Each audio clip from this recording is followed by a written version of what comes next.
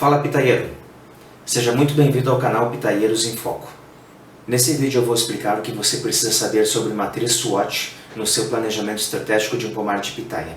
Hoje é a parte 2. Eu me chamo Bolívar Trindade e sou um dos administradores do canal Pitaeiros em Foco.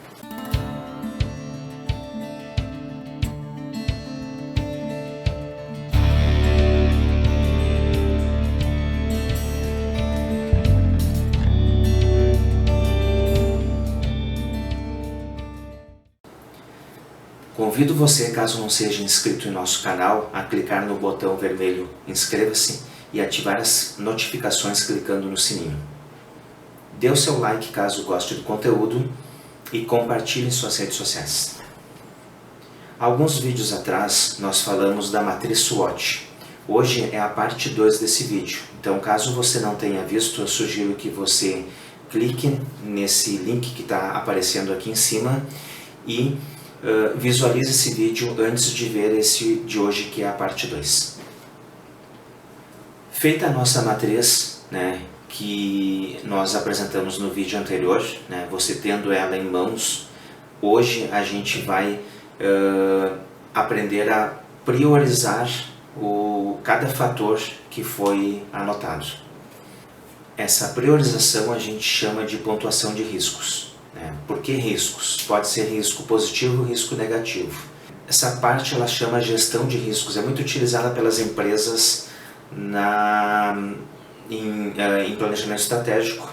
Empresas que têm ISO, por exemplo, o foco da ISO agora a partir da versão 2015 é a gestão de riscos. Então essa parte de análise de riscos que a gente está tratando, que a gente tratou no vídeo anterior e nesse, ela é básica para a tomada de decisões a partir de um planejamento estratégico. Então chama riscos, ele pode ser tanto positivo quanto negativo, mas é o risco daquele fator que está sendo avaliado ocorrer, se ele tem um risco alto ou um risco baixo. Então a gente vai aprender a pontuá-lo. Quando a gente fala em pontuação de aspectos positivos de uma matriz SWOT, a gente trata como IAT, que seria I de intensidade, A de aproveitamento e T de tendência. A intensidade, ela descreve o quanto que um fator está presente no negócio.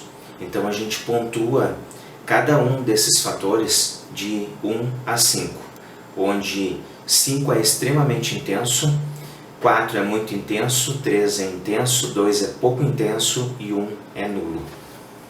O aproveitamento é como eu devo agir em relação a esse fator.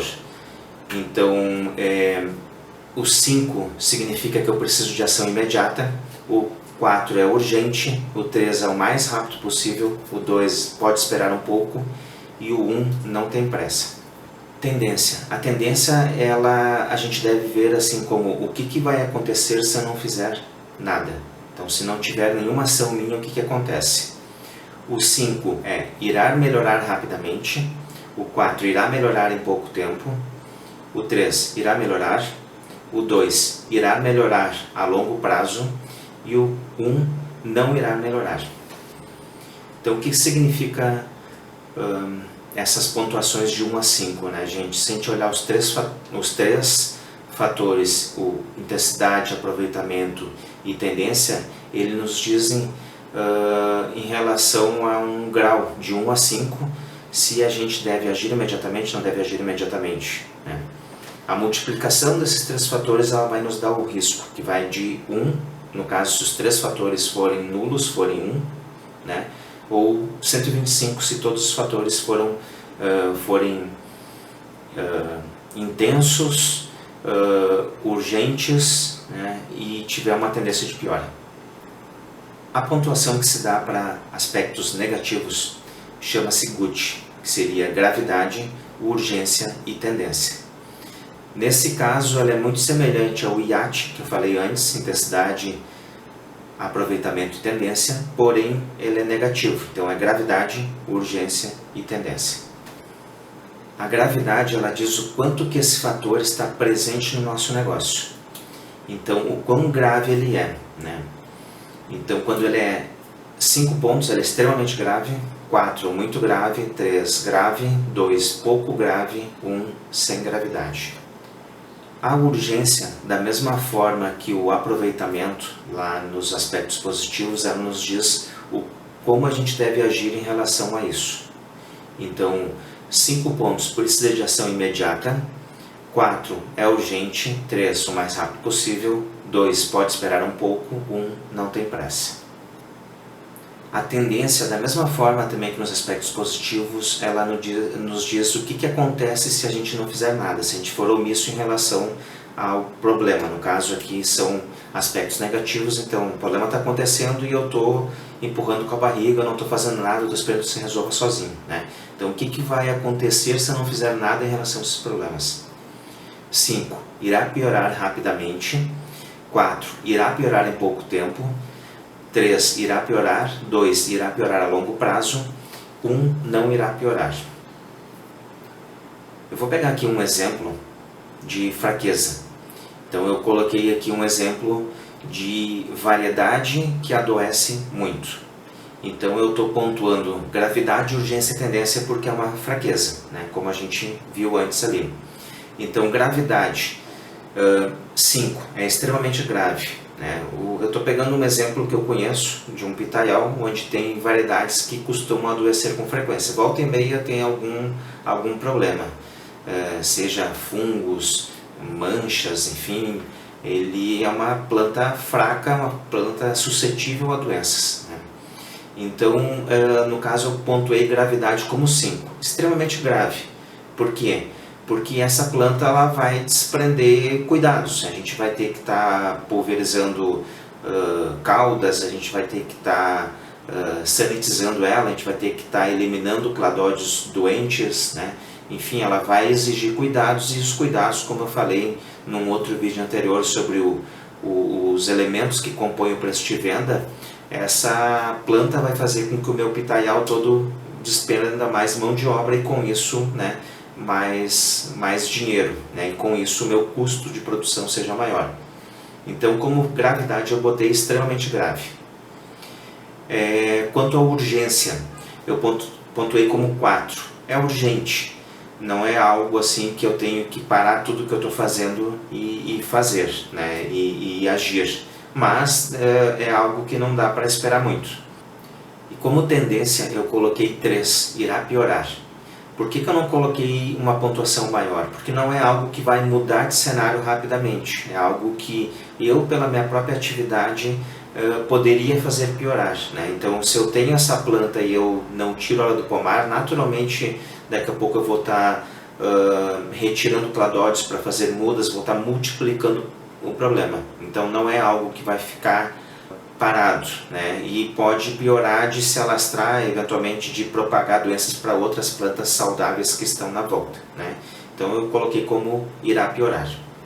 Então, neste exemplo, né, que a gente colocou agora, 5, 4, 3 de pontuação para gravidade, urgência e tendência, eu tenho um total de 60 pontos multiplicando os 3 fatores, de um total de 125 possíveis. Então é uma pontuação média, não é uma pontuação elevada e nem tão pouco baixa, né? Então o que eu devo fazer com isso, né?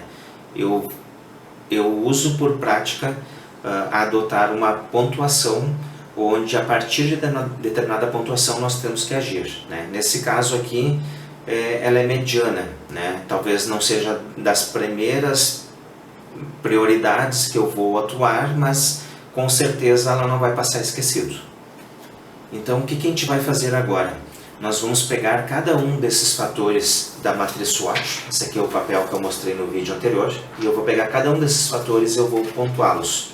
Então tem um slide aqui mostrando como fator 1, fator 2, fator 3, fator 4, fator 5. É apenas um exemplo para mostrar como pode ser distribuído as pontuações. Então, fator 1, 5 vezes 2 vezes 3, que dá 30 pontos. O fator 2 eu pontuei ele todo como pontuação máxima, então ele atinge 125 pontos, né? E assim por diante, 80 no terceiro, 45 no segundo, 24 no quinto. E o que nós fazemos com isso então? Nós vamos determinar um ponto de corte.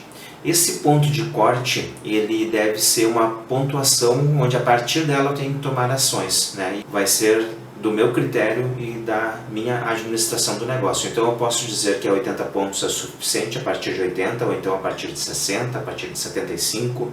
Né? A gente determina uma pontuação e acima dele a gente tem que agir. Então, como sugestão, eu indico 80 pontos. 80 pontos é aquilo que de fato não dá para ficar esperando, né? 80 pontos para cima. Então, igual ou superior a 80 pontos tem que se fazer ações. E nisso a gente vai então determinar como vai fazer, com que prazo, com que valor, né? Então a gente vai iniciar um plano de ações para executar esse planejamento estratégico. O que deve constar nesse planejamento estratégico? A gente deve dizer como a gente vai fazer, quando a gente vai fazer, por que a gente vai fazer, quanto custa para fazer, quem fará, né? Então a gente tem que listar isso tudo. Eventualmente eu posso ter uma ação que eu dependo de terceiros, então quem fará, se é um negócio pequeno, ele pode parecer meio estranho, tá? Mas quem? Eu, né? Eu keep, né? Como a gente diz às vezes, né?